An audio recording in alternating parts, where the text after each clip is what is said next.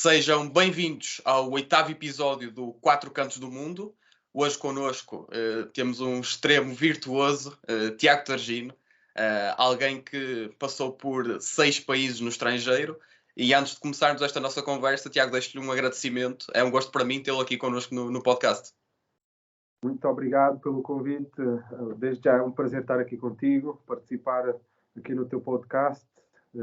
Espero que se divirtam. Muito obrigado pelo convite. Tiago, para contextualizar quem nos vê e quem nos ouve, vou fazer aqui um breve resumo da sua carreira no estrangeiro. O Tiago é natural de Beja, não é?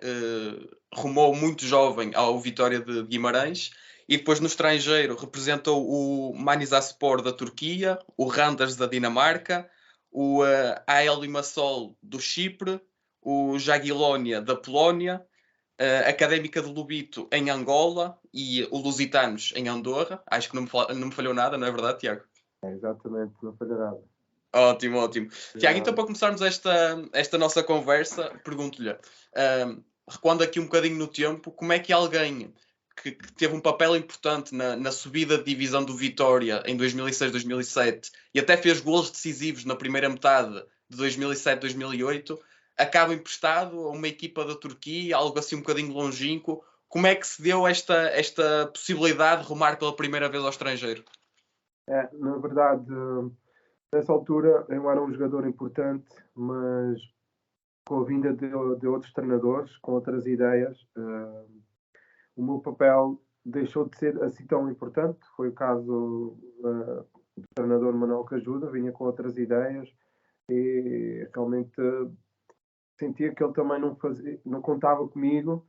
E eu, na altura, também, conjuntamente com o empresário, tentámos arranjar uma solução para que eu pudesse jogar mais e ganhasse mais tempo dentro de campo, que seria muito importante para mim, como jogador, para poder também melhorar em todos os sentidos, porque, na verdade, os jogadores, no meu ponto de vista, só melhoram se tiverem mais tempo útil de jogo. E foi uma solução que se arranjou e realmente deu resultado. Tiago, e antes de partirmos para aquilo que foi esta aventura na Turquia, eu gostava de fazer uma questão que não sei se faz sentido, mas quando estava a preparar a entrevista achei que faria algum. O Tiago, tal como eu referi, muda-se de Beja para Guimarães com apenas 15 anos. Pergunto-lhe, sente que este foi um passo importante para depois saber lidar melhor com aquilo que foram todas estas aventuras no estrangeiro? Ou seja, foi um treino importante? Sim, com certeza. Eu penso que já está no meu DNA esse espírito aventureiro. Meus pais são brasileiros, meu pai também foi jogador de futebol e os meus pais também se mudaram para Portugal naquela altura, que ainda antes do 25 de Abril. Portanto, também, apesar de ser a mesma língua, meus pais também tiveram uma grande dificuldade em adaptar-se aqui em Portugal. Portanto, eles conseguiram passar por essa fase e penso que esse espírito foi incutido na minha pessoa. E consoante o tempo foi passando, foi-se melhorando esse espírito aventureiro de resiliência e adaptação. E penso que isso ajudou-me bastante nessas aventuras que tive no estrangeiro, inclusive essa primeira que tive na Turquia. Tiago, e pegando exatamente por aí, como é que alguém tão jovem, como é que lida com esta mudança? Qual foi a primeira impressão da Turquia? Com que impressão é que ficou do país? Yeah. Realmente foi uma mudança radical. Não foi mudar para um país com a mesma religião ou com a mesma gastronomia, com o mesmo pensamento. Foi para um país que, apesar de ter uma parte ocidental, o país, a maioria do país ainda é oriental. É um país que tem muito bem vincado a sua religião. É um país que é muçulmano, na sua maioria, e que realmente não foi fácil.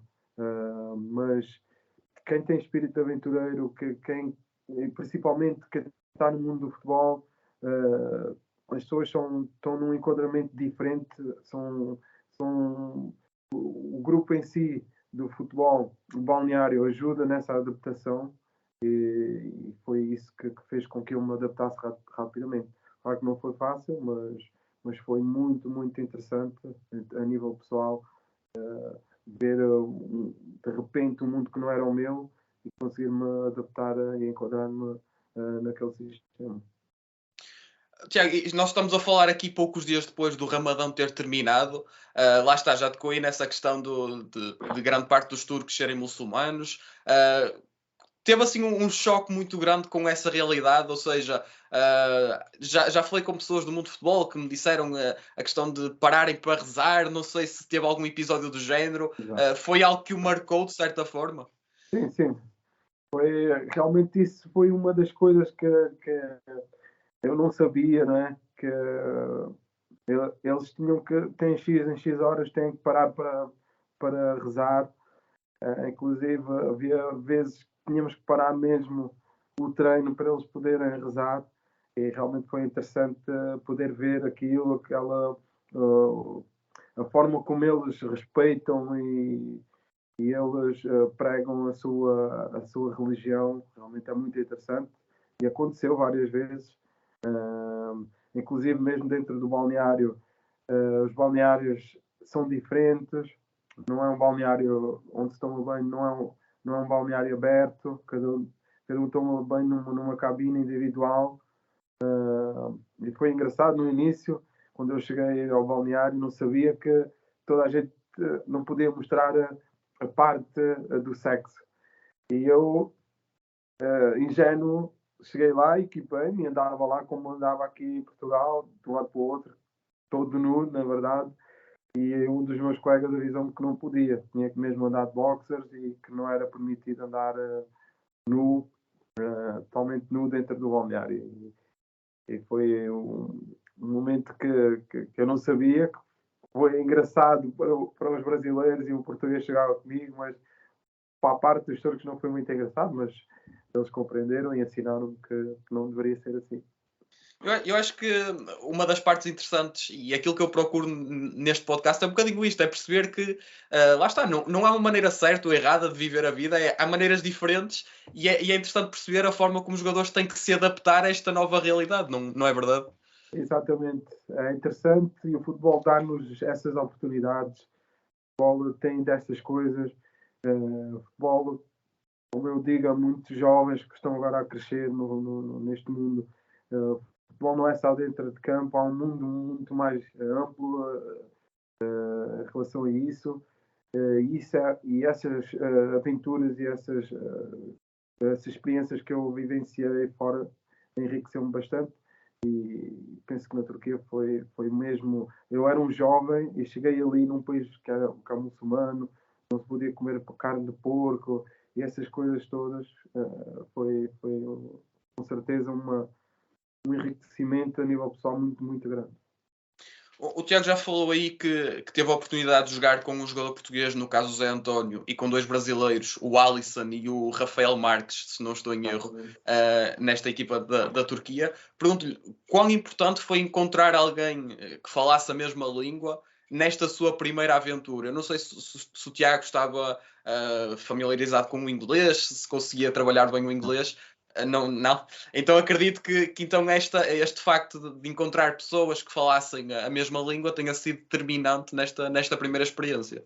Exatamente, foi muito, muito importante porque não é como ir jogar em Espanha ou jogar, se calhar, aqui um país, digamos, aqui na Europa, mesmo Europa, porque acabas sempre porque se for jogar para a França, Inglaterra, Espanha, encontras sempre alguma comunidade portuguesa, pessoas que te fazem sentir mais, que dão-te um acolhimento diferente e fazem sentir que estás em casa. No caso da Turquia, não foi realmente isso. Nós tínhamos que se agarrar e tentar poder falar a nossa língua para nos sentirmos melhor, para nós passarmos os dias de uma forma mais tranquila e foi realmente importante ter os meus colegas brasileiros, o Zé, com que eu pudesse poder falar e sentir-me muito, muito melhor, para poder treinar melhor, porque quando na altura não havia essa facilidade de podermos estar na internet ou uma internet boa, pudéssemos estar com a família diariamente a falar, e foi realmente importante para mim.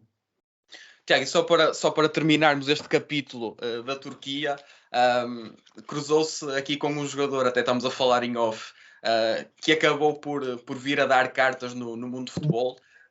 Falo do Burak Yılmaz, o avançado turco. O Tiago e o Burak são praticamente da mesma idade. Penso que o Burak é um ano mais velho que o Tiago, mas pergunto-lhe, na altura, bastante jovem, 21, 22 anos, já dava para perceber que havia ali qualquer coisa de diferente no Burak Yılmaz? Sim, sem dúvida. O Burak via-se que era um jogador fora de normal. Ele com bola nos pés, notava-se que já fazia a diferença. Era um jogador super inteligente, era muito alto e dava para perceber que ele realmente fazia a diferença e que quem percebe minimamente futebol sabia que ele ia dar um salto grande e ia ter um rumo e uma carreira muito boa, e foi o caso. Com certeza que foi um dos melhores jogadores que eu joguei e aprendi muito com ele. Tiago, e se a mudança para a Turquia foi um bocadinho surpreendente, o que dizer da mudança para a Dinamarca, que não é um país propriamente tem tradição no mundo do futebol, mas um bocadinho distante daquilo a que estamos habituados. Como é que se dá esta mudança para um país tão diferente, não só de Portugal, mas também da Turquia, que era a realidade que tinha conhecido na época anterior? Exatamente. Eu quando fui para a Dinamarca foi porque eu ainda eu fui emprestado, né, um ano e Exatamente. meio, mas eu queria muito voltar para o Vitória, mas infelizmente na altura a minha relação com o Mr. Manuel Cajuda não era muito boa e acabei por ser emprestado mais um ano, e na altura os meus empresários eram dinamarqueses e fizeram-me um convite para que eu pudesse ingressar num clube dinamarquês, e foi por aí que as coisas surgiram. Realmente são dois mundos paralelos, não tem uma coisa nada a ver uma com a outra, em termos de cultura, gastronomia, temperatura ambiental. Realmente foi uma diferença muito grande, mas ambos gostei muito de estar, mas Dinamarca eu penso que foi muito especial para mim.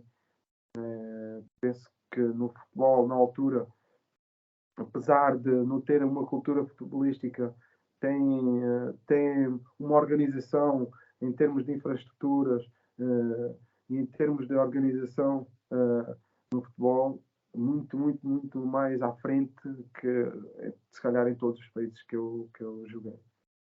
Tiago, aqui no podcast já tivemos o Beto, o guarda-redes internacional português, e ele jogou na Finlândia. Não quero estar aqui a fazer uma generalização de países nórdicos, mas acredito que possa haver semelhanças entre a mentalidade dos finlandeses e dos dinamarqueses.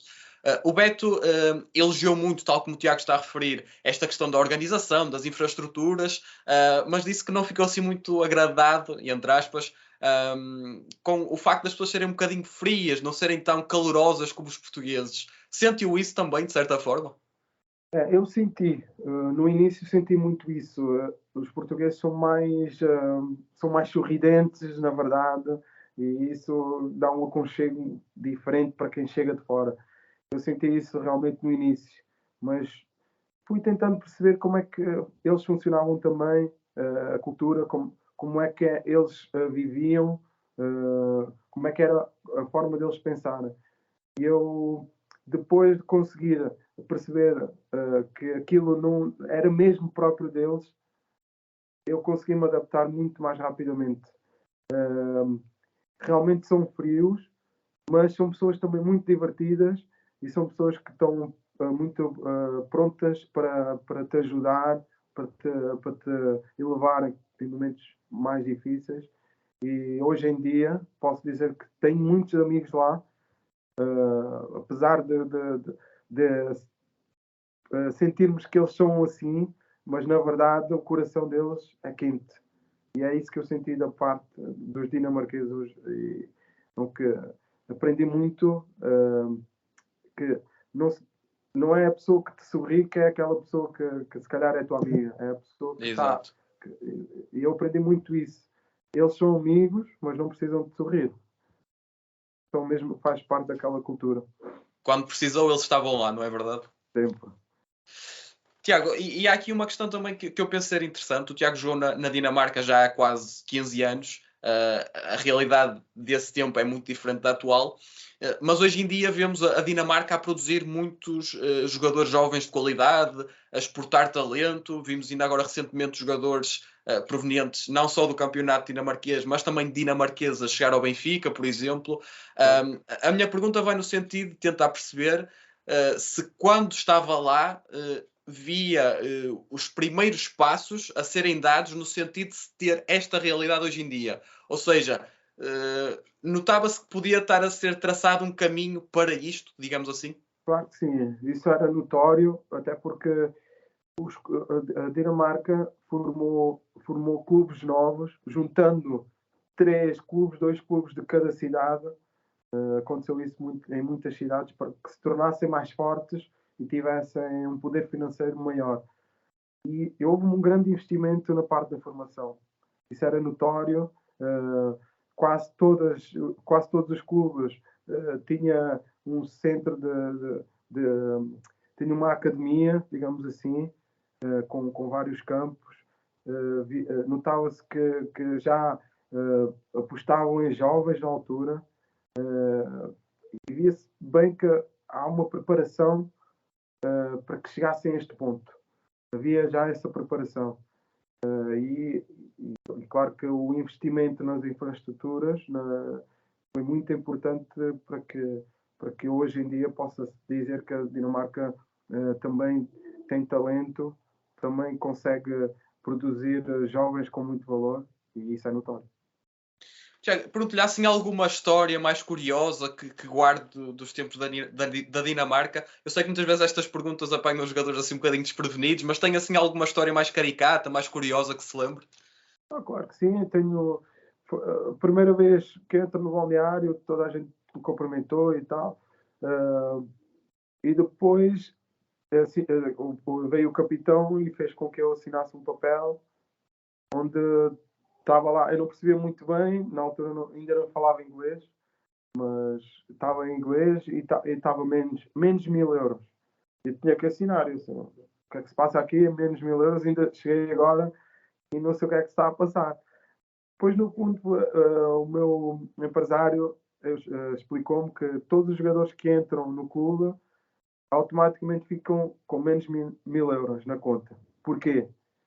Porque eles não se preocupam quando tu chegas atrasado ou se tu te esqueces alguma coisa, aquelas coisas das multas que existem dentro do balneário. Eles não se preocupam. Se acontece, eles retiram-te logo X. Eles dão-te aquela tabela para tu não pensares mais nisso. Se caso tu não tiveres nenhuma multa, não chegares atrasado, não tiveres alguma falta nos estágios, etc., os 1000 euros são devolvidos. Aquilo é tipo uma calção que tu tens, é a forma deles estarem no futebol, para que tu chegues ali só penses no futebol e não te chateies com esse tipo de coisinhas, né? Porque se realmente aqui em Portugal, um balneário gosta sempre que chegues atrasado, começam no gozo e isso realmente mexe. É a cultura deles. Se calhar aqui em Portugal não faz sentido porque isso até é divertido para o balneário, mas lá eles fazem esse tipo de coisas para que tu não te chateias mais com isso e eles próprios é que organizam as tuas multas, etc. Muito interessante mesmo. E entra aqui um bocadinho nesta questão de que estávamos a falar há pouco, de realidades diferentes requerem medidas diferentes, não é verdade? Exatamente, exatamente. E lá na Dinamarca, por exemplo, nós tínhamos todas as semanas treinos na piscina, porque lá o tempo é frio, como todos nós sabemos, e todas as semanas íamos para a piscina, fazer treinos dentro da piscina, porque era a piscina interior, com água quente. Realmente era interessante, porque aqui em Portugal não temos essa necessidade. Nós sabemos que lá muitas, principalmente o que eu joguei, fazíamos muitos treinos na piscina e depois íamos para dentro de campo. Era interessante essas coisinhas. Tínhamos um pedicure. Todos os clubes que eu joguei não tive um pedicure. Todos os clubes têm fisioterapeuta, essas coisas. Lá tinha um pedicure que tratava das nossas unhas, dos calos. São detalhes que eles têm que são realmente importantes, né? E que fazem, para mim, fazem muita diferença e acho que são exemplos a seguir nesse sentido. Tiago, e antes de retomarmos aqui a nossa conversa sobre as suas experiências no estrangeiro, gostava de falar consigo acerca de algo que aconteceu em Portugal, quando voltou. Voltou para o Vitória e a verdade é que no dia 30 de janeiro de 2010 sofre uma lesão gravíssima num jogo contra o Benfica. A pergunta que eu lhe vou fazer, acredito que já lhe devem ter feito imensas vezes, mas quão diferente poderia ter sido a sua carreira sem este momento em específico? Com certeza teria sido muito, muito diferente, porque para além da lesão, foi um choque mental, psicológico muito grande. Eu tinha vindo de um ano e meio de empréstimo e queria realmente vincar essa minha vinda. Queria ficar mesmo no Vitória, porque eu gosto do Vitória, gosto muito do Vitória, como toda a gente sabe, e não estava a conseguir me afirmar por completo. Um jovem jogador que veio de Beja e aconteceu coisas muito rápidas e eu não estava a conseguir adaptar e afirmar 100% no clube, e por vários motivos, na verdade. E esse anime emprestado na Turquia e na Dinamarca fez com que eu crescesse muito como ser humano, como pessoa, e visse as coisas de outra forma. E realmente foi importante esses empréstimos porque eu voltei mais forte, voltei com mais homem, não é? Todas essas experiências, e realmente foi importante porque consegui me afirmar com o Paulo Sérgio. Comecei a jogar com mais regularidade a titular, até que aconteceu realmente a lesão e foi um choque, porque ia dar um salto muito, muito grande na minha carreira e infelizmente lesionei-me no dia que ia assinar com o Benfica. Foi um momento muito triste na minha carreira e que fez com que se calhar tivesse outro rumo, infelizmente, mas foi a minha realidade. Tiago, mas no plano oposto, a verdade é que depois de 9 meses lesionado, acho que é no segundo jogo que faz, marca 2 golos em Alvalade, dando a vitória ao Vitória Sport Clube.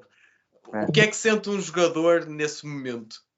Na verdade, é incrível, porque tu estás 10 meses, foi 9 meses e tal, fora de competição, sempre a fazer treinos de fisioterapia, um bocadinho à parte do campo, né, dos teus colegas, e de repente, na primeira semana, segunda semana mais ou menos, em que sou convocado, em que começo a integrar, nunca pensei que realmente o Mr. Manuel Machado me pusesse a jogar. Foi realmente uma surpresa quando fui convocado.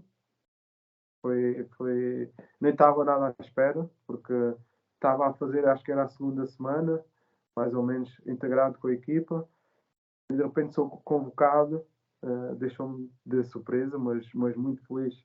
Mas na minha cabeça, o que é que eu pensava? Eu pensava que ele me estava a dar apenas, entre aspas, um roçado para poder estar com a equipa no estágio, voltar-me a adaptar àquela, aquela coisa que é ir para o jogo, estar com a equipa.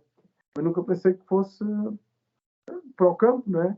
Ele vai se calhar me deixar de fora, mas pronto, já é algo que me deixa feliz. Mas não, tudo foi acontecendo, foi-se desenrolando e fui para o banco, mas jogar contra o Sporting, eu passado tinha estado parado, nunca pensei que ele me fosse lançar. E realmente aconteceu, e foi, como toda a gente sabe, foi um dos grandes jogos que fiz, pelos gols que marquei, pela essa história toda que fez com que esses gols e esse jogo fosse ainda mais importante. Tiago, e só para terminar este regresso a Portugal, Gostava de fazer uma pergunta acerca de um treinador que teve no Olhanense. É certo que não se cruzaram durante muito tempo, mas chegou a trabalhar com o Mister Sérgio Conceição, certo? Claro que sim. Ainda foi há algum tempo com o Mr. Sérgio Conceição. Foi ele que me ligou para eu ir para lá. Na altura, quando rescindi com o Vitória, eu ia para o Vaslui, da Roménia, a convite do Mr. Augusto Inácio. Ainda fiz a viagem para lá e cheguei lá no dia. O Mister tinha sido despedido e as coisas depois não se desenrolaram. Isso mais ou menos a um dia de fechar as janelas aqui em Portugal de transferência, recebi a chamada do Mister Sérgio Conceição e aceitei com muito prazer.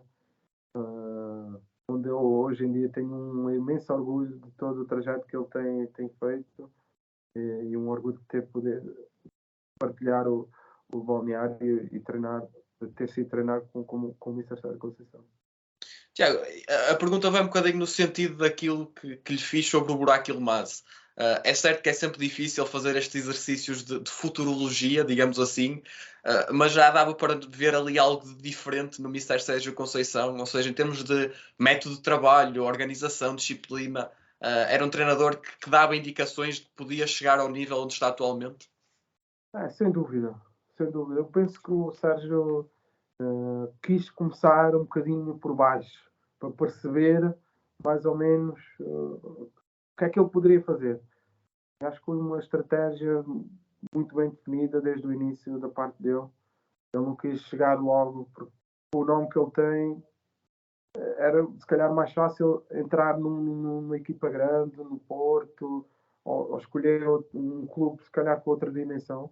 E ele começou por baixo e penso que foi muito bem pensado da parte dele para que ele pudesse também crescer de uma forma se calhar mais humilde, conseguir perceber os erros e também crescer como treinador.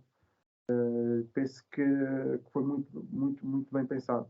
Mas já se via, não só da parte do Sérgio, mas toda a equipa técnica, a equipa que ele tem por trás, que é muito importante. É a equipa que ele tem hoje no Porto, a maioria era os que tinha no Olhanense, e penso que isso é muito importante para ele. Ele tem as formas de pensar e a forma de falar, mas quem conhece realmente o Mr. Sérgio Conceição, dentro dos treinos, o que é o dia a dia do treino, ele é, apesar de ser assim, sente que tem um coração enorme. E isso é que faz com que os jogadores que estejam com ele deem tudo por ele. Isso é a grande diferença, essa disciplina que ele tem, os jogadores sentem e fazem com que o jogador se transforme e dê tudo por ele. Isso para mim é o grande trunfo que o Sérgio tem.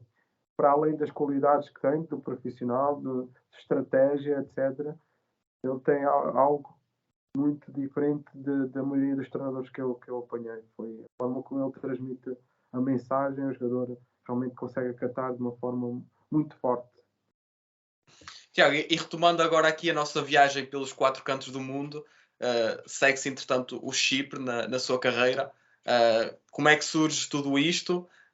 Também já tive aqui convidados que jogaram no Chipre e elogiaram muito, por exemplo, as condições meteorológicas, sempre um sol bastante agradável. Acredito que, pelo menos nesse aspecto, para alguém natural de Beja e filho de dois brasileiros, tenha sido algo positivo. Realmente em termos de temperatura, o Chipre é diferente. Está sempre sol, vivemos perto do mar, é mais ou menos como se estivesse a jogar, digamos assim, no Algarve, no verão, na parte Sim, do sim. verão. Mas depois penso que foi um dos grandes erros que eu cometi na minha vida, foi ter ido para o Chipre. Infelizmente, não porque eu realmente queria ir, mas porque na altura foi uma proposta muito alta. Eu estava a ter alguns problemas no Olhanense. O Olhanense estava com algumas dificuldades financeiras e surgiu essa oportunidade e tive que agarrar e ir para o Chipre. Claro que no Chipre, em termos de campeonato, não é um campeonato visível. Eu, na altura, estava bem, já tinha-me afirmado aqui no Campeonato Português. E foi aí que eu penso que foi um grande erro que eu cometi na minha carreira e fez com que eu, se calhar, não tivesse outro tipo de caminho também. Mas é agradável já no Chipre por ter esse tipo de temperatura. Foi uma experiência boa também, além de tudo. O Tiago tocou aí numa questão que eu considero importante. O Olhanense, lá está, começou a ter alguns problemas financeiros. Viver nessa realidade faz com que um jogador tenha de começar a aceitar o que vai aparecendo e não aquilo que realmente queria. Ou seja, chega a um ponto na carreira em que é difícil fazer esta gestão e muitas vezes, não vou dizer que se está com a corda no pescoço, mas começam a faltar opções e é isto que aparece, tem que ser isto. É muito difícil. Isso é uma parte que o jogador aí precisa de alguém que o ajude nesse sentido. O jogador quer jogar, quer estar tranquilo, não quer pensar nesses aspectos porque não é função dele. Mas quando esses problemas surgem, tem que se falar e tem que se decidir o que fazer. E aí é parte do empresário, da pessoa que te acompanha na carreira. Essas palavras é que são muito importantes. O empresário ou pensa na carreira do jogador, em ter, se calhar ir para um clube ganhar menos, mas que tivesse mais visibilidade e que tivesse um caminho melhor, fosse subindo de outra forma, ou ir para um país estrangeiro, na maioria esses países que pagam um bocadinho mais, e pensar, entre aspas, só no dinheiro e a carreira se calhar não ser tão boa. E aí foi mexe, quando esse tipo de situações mexe com os jogadores, e se não tiveres alguém que te acompanhe, que te ajuda, aí tu se calhar tomas uma decisão ou boa ou errada. Tiago, e sendo que falta um bocadinho desta literacia financeira e, digamos assim, esta capacidade de perceber que rumo é que um jogador deve dar à sua carreira nos mais jovens, ou seja, sendo que ainda há um trabalho a fazer nesse aspecto em concreto?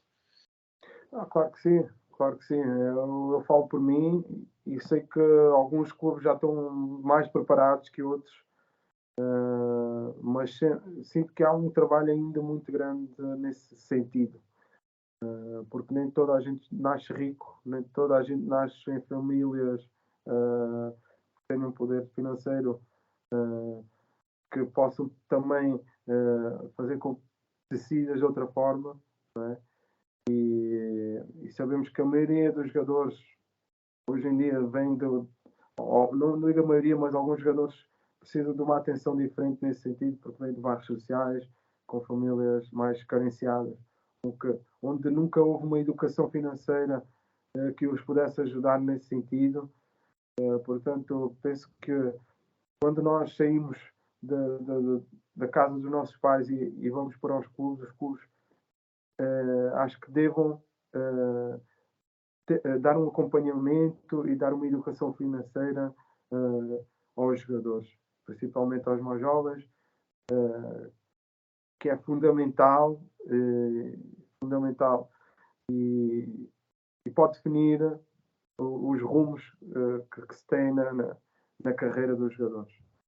Claro que se tivermos uma educação financeira e uma organização nesse sentido, o jogador está mais tranquilo e dentro de campo isso também se nota. Se tiver um desequilíbrio, por muito que tenha talento, por muito que tenha qualidade, se não for organizado fora do campo, se não tiver uma educação financeira que tenha um pé de meia, na verdade, depois vai se definir mais tarde dentro do campo. Tiago, e pergunto-lhe mais uma vez, tem aqui alguma história destes tempos do Chipre? Aproveito para lhe dizer que cruzou-se com o primeiro convidado aqui do Quatro Cantos do Mundo, no caso o Orlando Sá, jogou com ele no AEL Limassol, e jogou também com dois jogadores, e eu em off disse-lhe que sou da Trofa, com dois dos jogadores que eu mais gostei de ver no Trofense. Um médio defensivo, o Dedé, angolano, jogava muito no Trofense, limpava tudo. E tinha também um jogador que na altura do Aia Limassol não jogou muito, mas o Edu, que era um médio também, Sim, sim. que no Trofense jogou muito também. Tem assim alguma história, não só com eles, mas num plano um bocadinho mais geral, vá. Não há Limassol, sinceramente, aquilo era mais, aquele balneário era como se fosse o Portugal. Falava-se mais português do que propriamente grego ou outra língua qualquer. Tínhamos muitos jogadores portugueses, angolanos, e isso foi interessante, porque eu estava habituado a ir a outros países e, no fundo, ter que me esforçar um bocadinho mais para me poder adaptar. E eu cheguei lá e era como se estivesse em Portugal. E, nesse sentido, foi muito interessante, porque não tive que fazer esse esforço. Inclusive, já conheci o Orlando por ter jogado com ele nas seleções jovens. E depois, com o Mister, também falava português, foi interessante nesse sentido. Tiago, segue-se a experiência na Polónia, no Jagiellonia, mas pelo que percebi nem chegou a jogar, não é verdade? É verdade. O que é que correu assim tão mal nesta experiência? Eu saí do Chipre, eu já tinha uma lesão. Okay. Não sabia bem o que era, mas sentia que no Chipre eu sentia que algo se passava em mim e eu não conseguisse chegar à minha performance que eu estava habituado. E, portanto, aí rescindi e apareceu-me o clube da Polónia e eu cheguei lá já lesionado. E se falarmos na Dinamarca as pessoas serem frias, penso que na Polónia são congeladas. Então, ali é, sinceramente, no que toca ao acolhimento e no que toca o que é um balneário, de tentarem ajudar ali. Eu lembro que na Polónia eu dizer good morning para tentar ali, né, não sabia polaco, mas dar ali alguma palavra, né, para eles nem dizem nada de volta. Ali é realmente o país. Eu estou a falar daquele clube, né, se calhar num clube maior como o Legia, se calhar é diferente, que já é mais multicultural. Aquele clube em especial naquela altura tinha muitos polacos e era um clube do interior. Realmente foi muito difícil. Eu cheguei lesionado, não estava a conseguir treinar bem e tentava comunicar com eles para que me pudessem ajudar. Na fisioterapia eles pouco faziam e foi por isso que eu vim para Portugal. Apesar de estar ligado àquele clube, vim para Portugal me tratar e realmente depois, a partir daí, foi a minha carreira por água abaixo. Porque lá está, a seguir volta a Portugal, acaba por estar do Trofense também, mais uma vez sem jogar, e segue-se depois a experiência em Angola, e entra aqui um bocadinho naquela questão que estávamos a falar há pouco de foi o que surgiu, ou pronto, acredito que a parte financeira também tenha tido algum peso, porque pelo que se sabe, paga-se bem em Angola, não é verdade? Claro. Claro que isso depois mexe muito, tu estás um bocado perdido, na verdade, chegando a um ponto não sabes o que fazer, queres jogar a bola, mas não estás fisicamente bem. E quando se vai para campeonatos profissionais com outro tipo de andamento, tu precisas estar bem psicologicamente, tu precisas estar bem fisicamente. E eu não estava, mas surgiu uma oportunidade, eu já tinha um nome bem definido no futebol. E claro que assim havia pessoal que acreditava e queria que eu continuasse a jogar e pudesse ajudar. Mas todas as experiências depois de ter estado na Polónia foram mais no sentido profissional, porque não estava preparado. Mas são sempre experiências boas para a minha vida como pessoa, porque em Angola foi muito impactante no sentido de ver o que é um país, no fundo, de terceiro mundo e fazer essa comparação em todos os outros países. Ver realmente o que é a vida. E pegando nessa questão em concreto, Teve assim alguma situação que o tivesse marcado de forma especial, eventualmente? Sem dúvida. Quando eu cheguei em Angola, nós vivemos numa comunidade portuguesa, onde nós só podíamos comer ali. Não era-nos aconselhado ir a restaurantes ali na zona de Lubito, porque não tem um controle como tem aqui a ASAI, por exemplo, não tem um controle de higiene, etc. E depois, onde eu vivia, quase todos os prédios têm um gerador, porque a água lá, ou a luz, vai muitas vezes abaixo. Coisas que eu nunca pensava que isso, né, existiam lá. Eu convivi com essa realidade. Muitas das vezes foi-nos aconselhados a tomar banho, tínhamos de tomar banho com a boca fechada para não ingerir a água, porque podia vir esgotos estranhos. É um mundo muito, infelizmente, é um mundo que não, sinceramente, tenho pena, um país tão bonito, tão rico, não ter a capacidade para mais, digamos assim. Tiago, ainda para mais, lá está, na sua carreira tocou quase, olhando para este aspecto da organização e tudo mais, tocou quase no 80 primeiro, por exemplo, na Dinamarca e depois no 8 aqui nesta questão de Angola. Não estamos de maneira nenhuma a desvalorizar o país, ou quer que seja, e acho que quem nos ouve e nos vê percebe isso. Estamos apenas a tocar numa questão em concreto. Para um jogador até, lá está, do ponto de vista mental, quão difícil é perceber de pá, já estive aqui e agora estou aqui. Como é que se lida com isto? Não é fácil lidar, não é fácil. É preciso uma resiliência, é preciso uma força mental muito grande.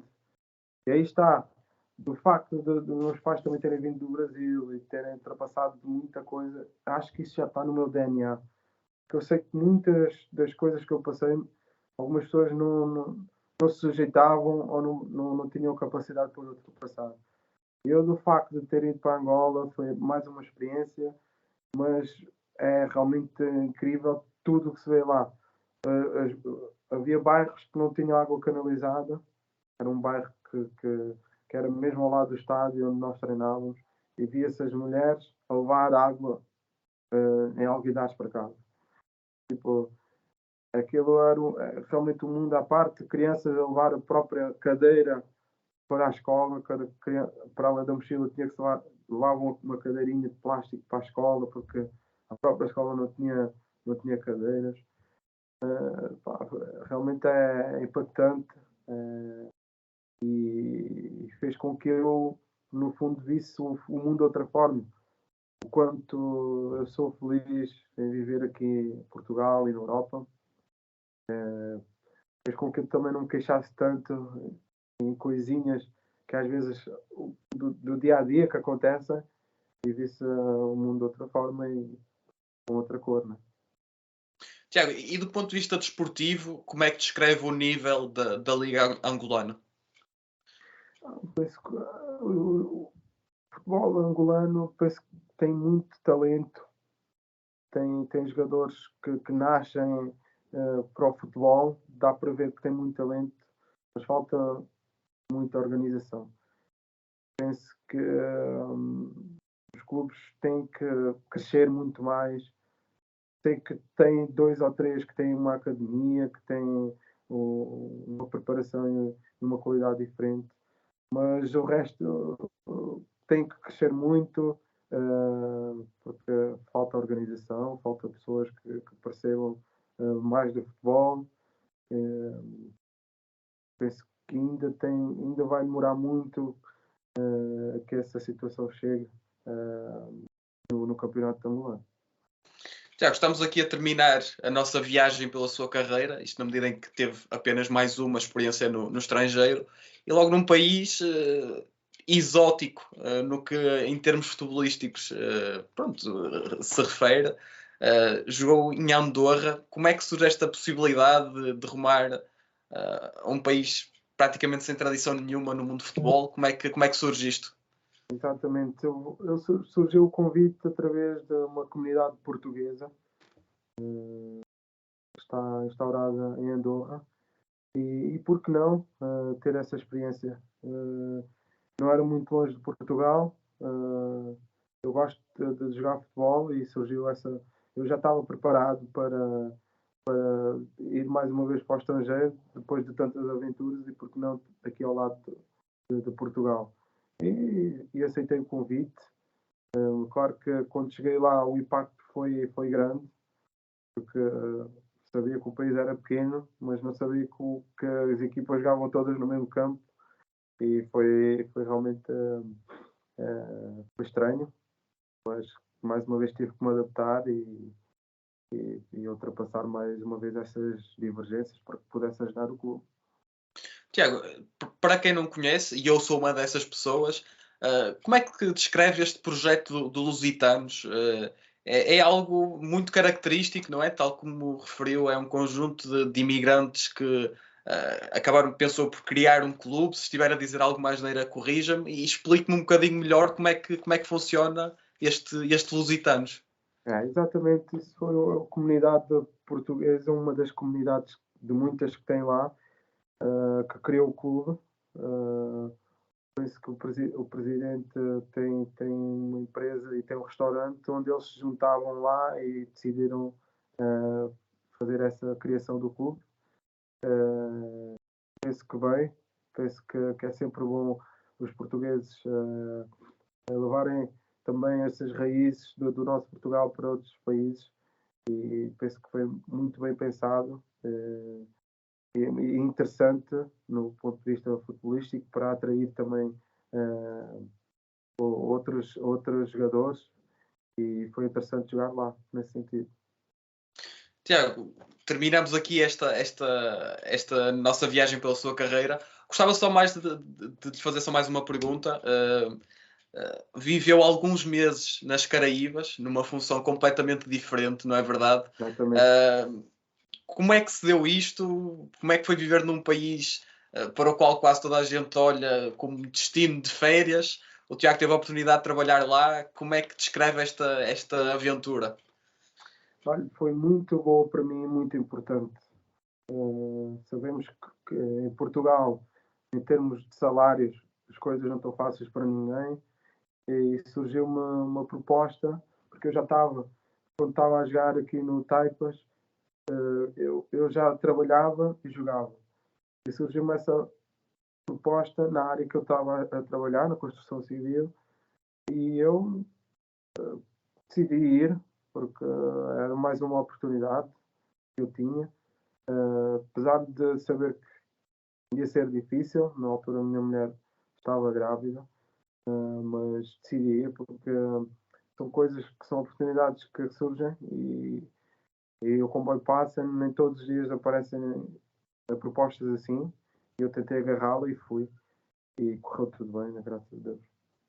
Tiago, pelo que percebi, teve a oportunidade de treinar uma equipa de futebol feminino. Como é que foi essa experiência? E aproveito também para lhe perguntar, retomando até agora a atualidade, se isto de se manter ligado ao futebol, porventura como treinador, como dirigente, se faz parte dos seus planos. Com certeza, isso faz parte dos meus planos. Para quem não sabe, eu tenho uma formação de diretor de entidade formadora. Tenho o primeiro nível de treinador, e estou à espera que agora que abra o segundo nível para eu poder entrar também. E como treinador de futebol feminino nas Caraíbas foi interessante. Nunca tinha treinado e deu para também poder saber se tinha alguma qualidade ou não, poder também ver a forma como eu me sentia como tal, e correu tudo bem. Lá não tem um campeonato mesmo, eles têm equipas que jogam entre elas, inclusive a equipa de futebol feminino só tem uma e joga contra os homens, é interessante, e deu para eu também me divertir um bocadinho. Foi interessante nesse sentido. Tiago, e só mesmo para terminar, tenho aqui um pequeno jogo de perguntas e respostas rápidas. Pedia-lhe que pensasse assim de forma bastante rápida e que dissesse quase a primeira coisa que lhe vem à cabeça em relação aos clubes nos quais atuou no estrangeiro. Ou seja, para começar, pergunto-lhe destes países, todos onde esteve no estrangeiro, qual foi aquele em que gostou mais de viver de forma geral? Foi a Dinamarca, sem dúvida. O país com a melhor gastronomia? Foi a Turquia. Dos clubes em que jogou no estrangeiro, qual era o que tinha o melhor estádio em termos de infraestruturas? O melhor estádio, penso que foi na Dinamarca também. Apesar de não ser muito grande, tinha uma infraestrutura muito boa. Gostei muito desse estádio. O clube com os melhores adeptos? Foi na Turquia, sem dúvida. Há ali um ambiente incrível, são não é? loucos, lá são muito loucos. O melhor jogador com quem jogou? Falámos há pouco do Burak Yılmaz, não sei se a escolha acaba por ser esta. Burak Yılmaz foi o Selçuk, também jogou no Galatasaray, foi capitão da seleção turca. Foi um dos grandes jogadores que eu joguei. Pergunta se houve assim algum adversário, sendo o Tiago um extremo, se houve assim algum adversário que lhe tenha mesmo criado muitos problemas, algum defesa que tenha pensado, não consigo de maneira nenhuma passar por este gajo. Eu vou ser sincero, foi no estrangeiro, mas eu jogava no Vitória, foi para a Liga Europa, na altura penso que ainda se chamava Taça UEFA, foi contra o Sevilha, foi o Daniel Alves. Pois, não deve ter sido fácil. Não foi fácil e trocámos a camisola. Trocámos a camisola no final. Ele é que me pediu a camisola, nunca pensei que ele fosse também dar um salto muito grande na carreira e portanto fui para o Barcelona. É uma camisola que eu guardo com muito carinho. Espero bem que ele sabe dessa situação dessas e que não seja verdade nada disto. O melhor treinador que teve no estrangeiro? Melhor treinador, essa é uma boa pergunta. Eu tive um treinador na Dinamarca, eu tinha sido jogador do Arsenal. Penso que foi um dos grandes treinadores que eu tive. Agora não me lembro muito bem do nome dele, mas foi um dos grandes treinadores que eu tive, foi na Dinamarca. E só mesmo para terminar, pergunto se destas experiências todas no estrangeiro, se há assim um jogo que o tenha marcado de forma especial. Já falámos aqui em Portugal daquele jogo Sporting, que acredito eu que esteja ali no topo, não é? Mas no estrangeiro há assim algum jogo especial que guarde com carinho? Claro que sim. Há muitos jogos que eu fiz no estrangeiro que são especiais, mas aquele jogo na Dinamarca onde eu fiz o primeiro gol foi contra o Midtjylland. Não é fácil um jogador quando se vai para fora adaptar-se a tudo assim rapidamente e esse gol que eu fiz contra o Midtjylland foi uma espécie de impulsão que me deu e guardo esse jogo e esse gol com muito carinho contra o Midtjylland, o primeiro gol. Tiago, a nossa entrevista está terminada. Só lhe posso agradecer por esta horinha que perdeu aqui comigo. E a quem nos vê e acompanha, sabem que podem nos seguir redes sociais. Estamos presentes no TikTok, no Instagram, no Twitter e no YouTube e no Spotify. Portanto, viajem connosco. Tiago, obrigadíssimo mais uma vez. Muito obrigado, espero que se tenham divertido. É um prazer estar aqui contigo e muito sucesso para o teu podcast. Muito obrigado.